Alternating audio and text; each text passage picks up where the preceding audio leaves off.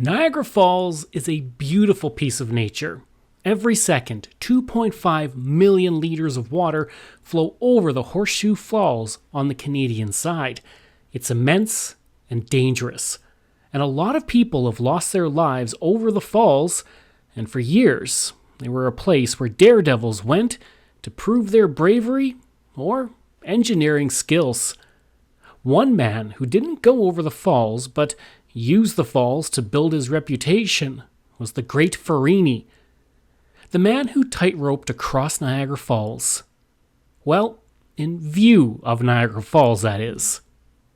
The great Farini, whose real name was William Leonard Hunt, was born on January 10, 1838 in Lockport, New York. As a child, he moved with his family to Hope Township, Ontario, and in his youth, Farini was entranced by tightrope walking. Farini's initial forays into the world of tightrope walking began in his youth when he walked a tightrope across the Ganaraska River, marking the beginning of his new career. And while he made a name for himself in the circus, it was at Niagara Falls where he really made his name. Tightrope walking across Niagara Falls had been done before by Charles Blondin. He had walked across with a sack over his head and stilts and with somebody on his back. Blondin even made an omelet on the tightrope as Niagara Falls roared nearby. No one thought that his exploits on the tightrope at the falls could ever be matched. Then, the great Farini came along. Farini's performances were not just about crossing the falls on a tightrope. He introduced elements of spectacle that captivated audiences. He did somersaults on the tightrope, hung by his feet, and even performed across the falls, with the Prince of Wales and future King Edward VII in attendance. He offered to take the prince across the rope on his back, but this was politely refused.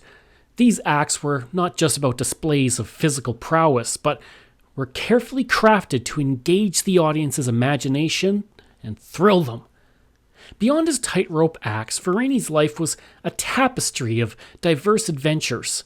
He joined the Union Army during the American Civil War, where allegedly his engineering skills were put to use to devise methods of crossing bodies of water.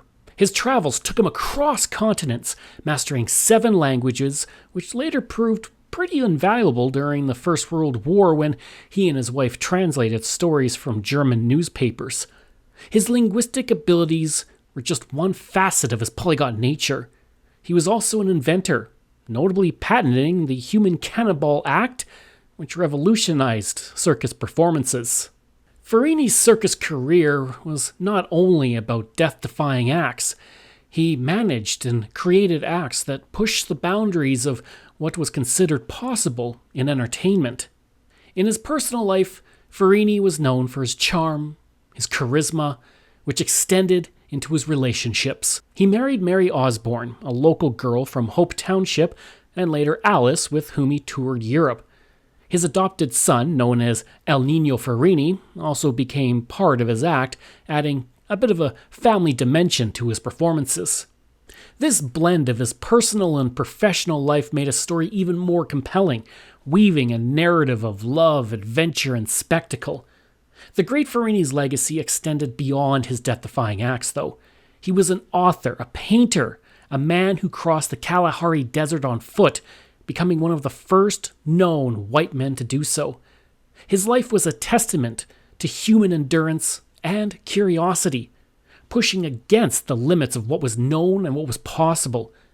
His contributions to entertainment, particularly his circus acts, left a lasting impression, influencing how performances are conceived and executed. Towards the end of his life, Farini retired from the high wire, but he continued to engage with the world through various ventures, including managing acrobats and working with circuses. His later years were spent in Port Hope, Ontario, where he was a familiar sight, often seen cycling around town, a symbol of his enduring spirit and love for life's adventures. The great Farini died on January 17, 1929, marking the end of an era, but his name remains synonymous with daring, innovation, and the spirit of exploration.